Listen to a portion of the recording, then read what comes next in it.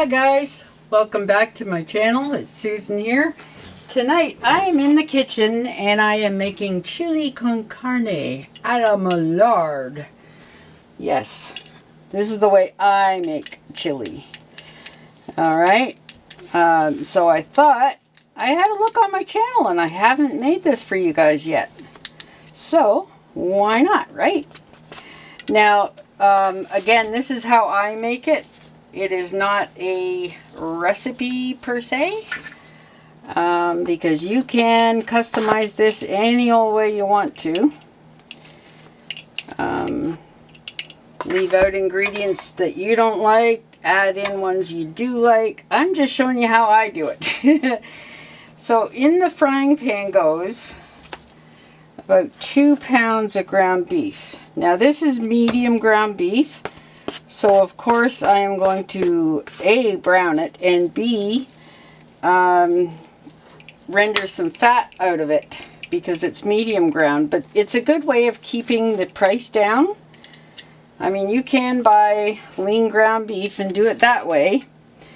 But if you want to keep the price down, you just get medium ground and you drain it. That's all. So I am going to be doing this in little segments to keep the video length down and to basically give you a sense of what I'm doing.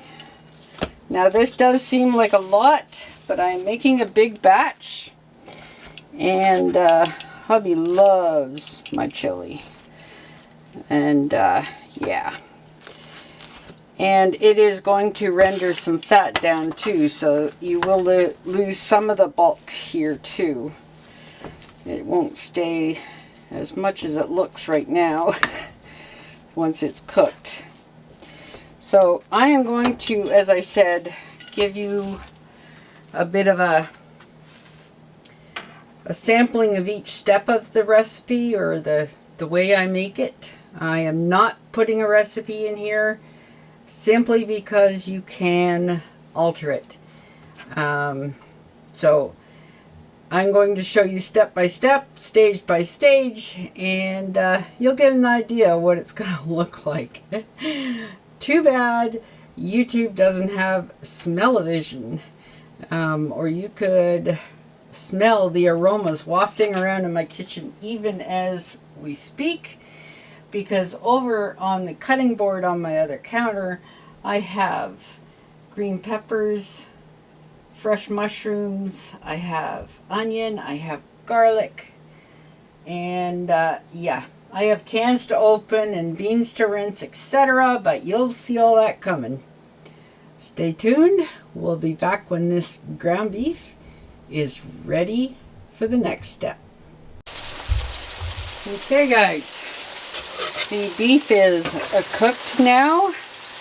As you can see, there is quite a bit of grease there, so I'll drain that off and put that in the crock pot, and then we'll be back with the rest, the next step. Okay, so the next step is to lightly semi-cook the onions and garlic. The next step, just want to slightly warm it up to release the flavors. Just want to warm them up a little bit and start to soften them.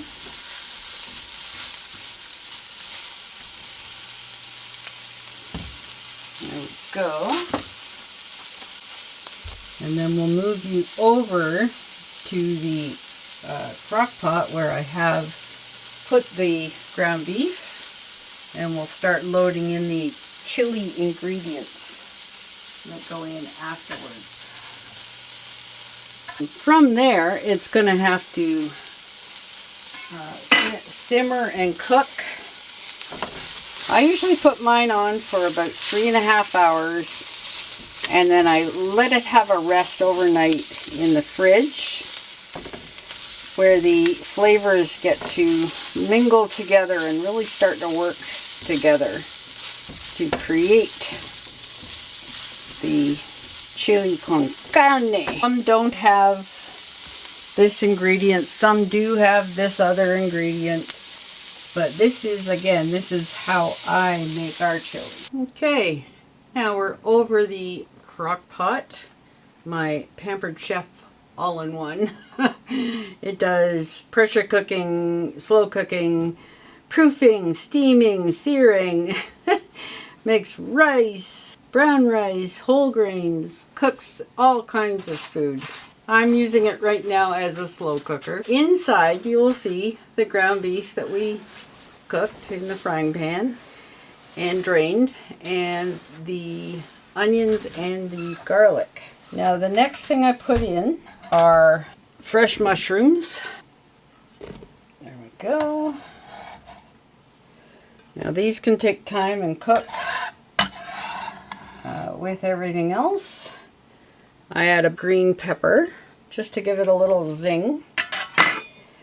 I have 2 cans of white kidney beans and 2 cans of dark red kidney beans that I have strained and rinsed. Can I tell you how much I love this silicone strainer? I had one of those round ones and it was always leaving water in it because the holes were around the sides, and that's not where I needed them. I needed them on the bottom. And this strainer has them on the bottom. And it stretches across the sink. Whoop. There we go. Whoa! Dropping stuff. Wow! There we go. Ta-da! Just need to start moving this stuff around and mixing it through. That already looks delicious, but we're not done yet. Now, some chilies tell you to put in tomato paste and put in chunk tomatoes, and we're not big tomato people here. So what I like to use in the pot, but it's already been processed and it's not so harshly tomato, which is a good thing here. Now here I have a part jar that I had left, but it's been refrigerated, it's fine. And it's Parmesan and Romano, so there's cheeses in this. Okay, and I bought a new jar that is country mushroom, so it'll go along with the mushrooms that I just put in. Oh, I still got muscles. Nice. So this is going to add the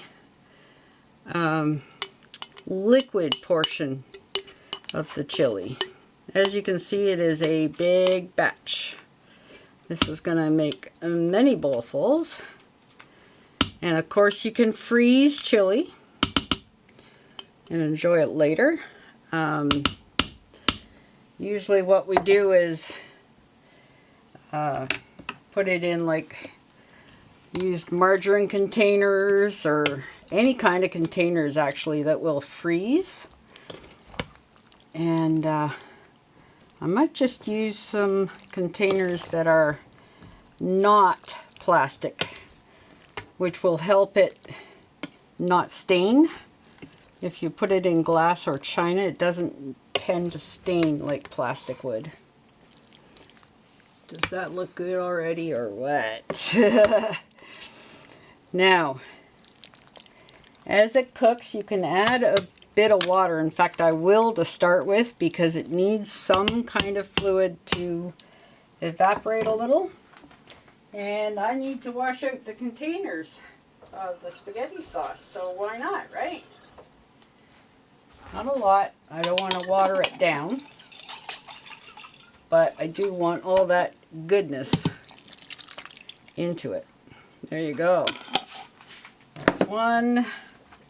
Do the other one quickly. I'm putting no more than a cup in each jar.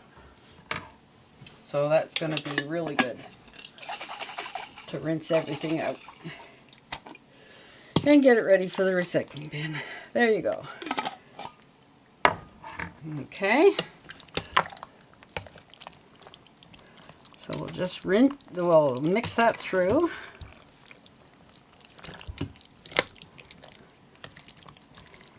And set the crock pot going, the slow cooker.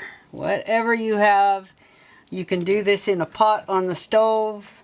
I like the slow cooker idea because I can just set it and leave it to go.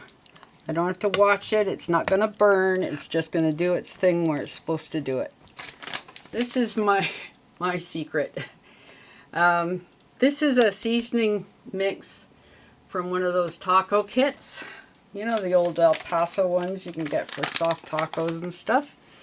Because we're not big spice fanatics, we don't like jalapeno and big burn your mouth off things. But that is just enough flavor and just enough spice to make it Mexicano without burning our face off. There we go. Now I can add or adjust things as I go.